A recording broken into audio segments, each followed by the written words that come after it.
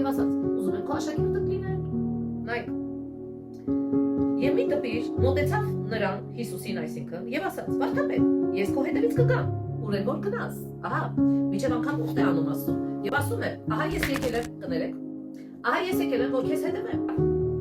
Հիսուսը պատասխանեց նրան. աղվեսները որջեր ունեն եւ երկնքի թռչունները բույներ,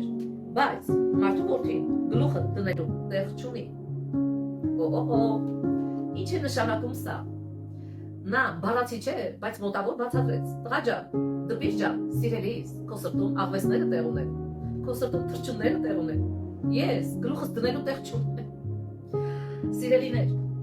դրա համար Աստված ասում է քո կյանքում կուրքեր մի ունեցիր, քո կյանքում մի ստեղծիր աստվածներ, դու ինքդ աստված մի ստեղծիր, ամեն։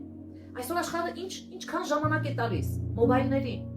ինչքան կարևորություն է տալիս իրենց արտաքին տեսքին, ինչքան միջամտություններ, որպեսզի իրենք լավ երևնան, ինչքան տղամարդիկ բիզնեսի հետևից վազում են, եւ Աստծո խնդրում եմ հաջողություն տուր ինձ, եւ առավոտից իրիկուն աշխատում են,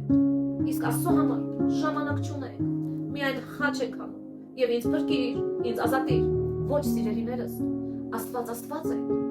Աստված ողջ տիեզերքի Աստվածն է, նա իր գահին նստած է, նա Աստված է,